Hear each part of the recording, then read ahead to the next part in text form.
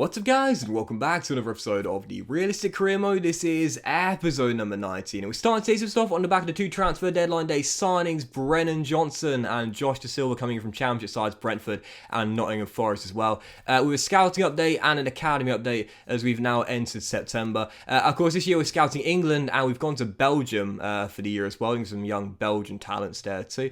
And you look at our academy as well. At the moment, it's okay. There are a couple of players that aren't going to make it. Merle is probably going to go. I reckon a couple more other players such as Pike and Laurent are probably going to get released as well. Possibly Evans, really low overall. I think I'm going to let him go as well. But Didier and Hardy, the two fullbacks, are like standouts in our academy thus far. And I decided with £4.25 million left in our budget after the big summer window spending £50 million on transfers, I decided to hire a new five-star scout.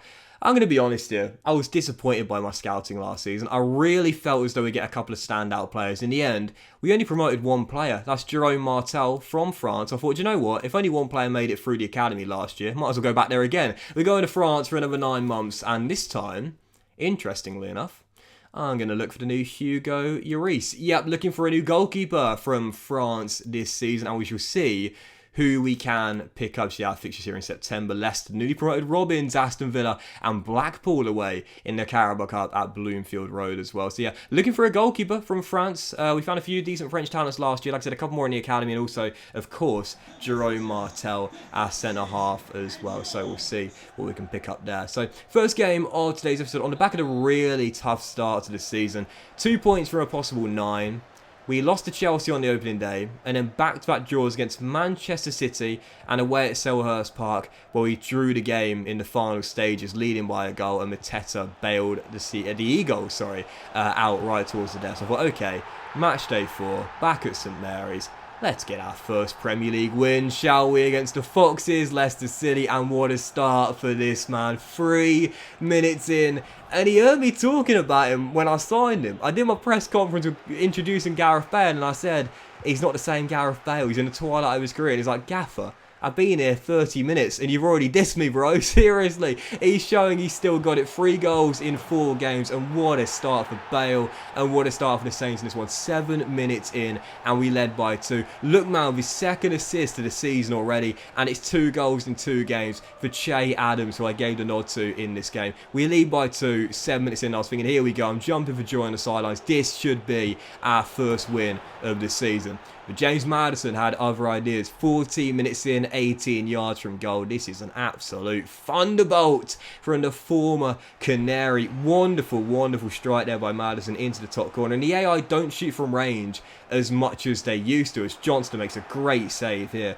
12 minutes to go in the first half to keep it at 2-1. But when the AI want to score, I talk about it before, when the AI really want to score, they'll score, you know. So it's 2-1. They're back in the game. Momentum really changed as well. And in the second half, we got super unlucky. Just past the hour mark, still leading by 1. This was a really unfortunate goal. DCL, Dominic Calvert-Lewin, the former Toffee, puts Leicester back on level terms from 2 goals down. He'll battle back to make it 2-2. But look at this here for a ricochet. Ball across the middle, and Bednarek gets a touch on the ball. Then it deflects off Salisu, and then it goes to DCL. That is so unfortunate there. 17 minutes to go, still tied at 2-2, but as Calvert-Lewin bangs in the third, I only have myself to blame for this one. Trying to pass out from the back with Salisu, gave the ball away. Quick little break. DCL makes it 3-2.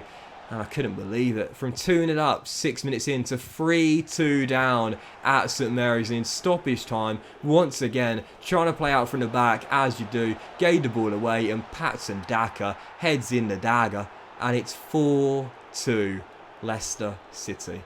My goodness gracious me. Bottled it against Crystal Palace. Bottled it home at St Mary's against Leicester. 2 wins dropped and 1 point picked up from 6 in the last 2 games. Unbelievable. Unbelievable! Seriously, I was leading by 2-0 in the first 7 minutes, but I talked about it before and I'll say it once again. This is the reason why I'm really enjoying this FIFA. It's so much more challenging than in previous versions of FIFA. And even when you got a 2-goal lead and you're flying high to start the game off, you still feel as though anything can happen. Lost the game 4-2, and our wait for our first Premier League win continues. 4 games and only 2 points picked up from 12. Yep, catastrophic start for the Saints. So for the following game away from home, newly promoted Bristol City, the Robins and Ashton Gate. I was thinking, if I can't win this game, forget it. We are not going to get it sorted ever. So starting the game off just like against Foxes in attack mode. This guy's got off to a great start this season. 2 assists and there's his first goal in a Southampton jersey. 10 minutes in, Ademola Lookman in from RB Leipzig gets his first in the Premier League this season, opens the scoring. Gareth Bale with another assist as well in the goal to make it 1-0, and then half an hour in, a chance to make it 2, which we should have done so. Brilliant save by Bentley on Che Adams-Sterling for his third goal in as many games. So still up by 1, but in the first half it was all Southampton. The goals were going to come if I stayed in attack mode. 36 minutes on the clock, still up by 1. Gareth Bale at the half, everything in this game. I love the angled run of Ademola Lookman there. Great first touch to be Atkinson, and the finish was absolutely sublime as well. Top bins, no chance for Bentley. 2 for Lookman, 2 for the Saints, 2 assists for Gareth Bale running the show. He's just on fire to start the season off, and I gotta be honest here, once I got that 2-goal lead, unlike against Leicester, I said, right, I'm playing lockdown defense and I'm passing the ball around and I'm keeping hold of it. Dominated possession, closed the game out with game management, and we do get it. The 5th time of asking, our first Premier League win this season. Lookman at the double, 2 for Gareth Bale as well. 2 assists for Gareth Bale as well.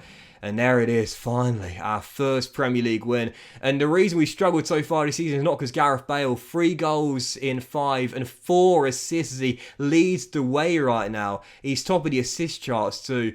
What a start for Gareth Bale. And whilst it's been a tough beginning for Southampton, just 1 win in our opening 5 games, I cannot point the fingers at the veteran returning to St Mary's. I've got to be honest here, you know, when I signed him, I talked about it. I said I can see that happening. Bale returning to where it all began at St Mary's. We've seen in recent years players returning to their former academy teams. It does seem like something that could well happen in real life. You know, Southampton being where it all began for Gareth Bale. Like I mentioned before, he's not the same player he used to be. There's only a year or 2 left of him, I think, in pro football nowadays, I would say. I think he's going to retire in his early to mid-30s. But I think I probably should have given him more money. You saw the contract, I agree, it was 50 grand a week. I think I probably should have given him more. You know, I don't think it's an unrealistic signing at this stage of his career with the range of attributes he's got, and again, at his age as well. He's not the same Gareth Bale, but I think I probably should have given him around 100 grand a week, 50 grand a week for a player of his calibre and status. Again, despite the fact he is no longer the player he used to be, is still a little bit low. I'm thinking in January what I might do is just give him more money, just because, again, for realism's sake, he probably should be getting paid a little bit more. I guess we'll have to wait and see. Anyway, for the following game, 3rd one of the episode, as you could see, Blackpool away, Bloomfield Road, and a reasonably comfortable victory there against the Football League side in the Carabao Cup. Nathan Redmond getting his 2nd and 2 in the Carabao Cup, and then Dan and Lundlu off the bench, returning from his loan spell. Don't think he'll be staying come the end of the season. He's only got 1 year left in his deal, but playing for a contract, both players there out of contract at the end of the season, both getting goals. I love that, don't you? When a player's about to have his deal expire, they often kick it up a gear, don't they? Do you know what I mean? They just seem to think, oh, okay, long-term future in doubt, long-term pay packet in doubt. Let me just take it up a gear, you know, just to show the club what I'm still worth. Give me that extra money, please. Give me some more years on the deal. Anyway, 4th and final game of today's episode on the back of back-to-back wins for the first time this season in all competition. Steven Gerrard's Aston Villa away at Villa Park. Last season, finished where we wanted to be, 7th place, and qualified for the Europa Conference League. So this was a massive game here. We just got our first Premier League win, we got back-to-back clean sheets, and our away from home, this was a huge one. First half, not too much to report, and then 53 minutes in, the host would go in front. Such a tough start defensively this season. Just 1 clean sheet in 5 Premier League games. Now it's going to be 1 clean sheet in 6. Aston Villa in front, it's 1-0, and we were staring down the brink of another Premier League loss and just 1 win in 6. So I needed at least a point in this game. I needed a response, and we got it as well. 63 minutes in. Oh, when January comes round, I'm giving him more money for the realism, if nothing else. Gareth Bale is on fire. Ritsu gets his first assist of the season, I believe. Helps us get back on level terms. It's 1-1, and then 6 minutes later, our Japanese sensation, who signed a contract extension, got the big pay packet, hasn't been at his best to begin the campaign off. Well, this was the game where he showed his class that he showed all season last year. Got the first assist and the second, and what a ball this was as well. With the outside of the left boot, bends it into the middle, and who's there to half volley at home? Do I need to say his name once again? Gareth Bale. He's on fire, the old boy coming back to St Mary's.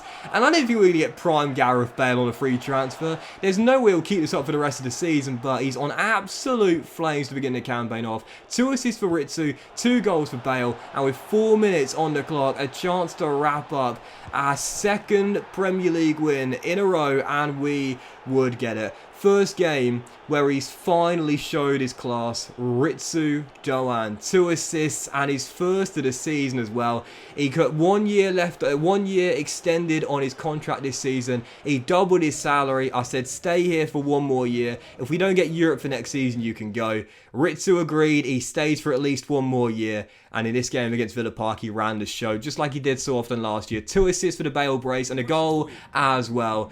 Doan with a great performance. Bale is on fire. And for Southampton, finally, after a tough start, no wins in 4, back-to-back wins in the Premier League. And this guy at 33 years old has still got it. 5 goals, 4 assists in 6 Premier League games. He's not the same player he used to be. He's only got a year or 2 left in him. But whilst he still can play, he can still play at a high level. Bale right now is absolutely on fire. But that will end today's episode of the Realistic Career Mode, guys. Massive thank you for watching. Really hope you have enjoyed it. And if you have enjoyed today's episode, then please do drop a like. Much love to you all. Have a fantastic day. And I'll see you for the next episode of the Realistic Career Mode. How long can this Gareth Bale run continue?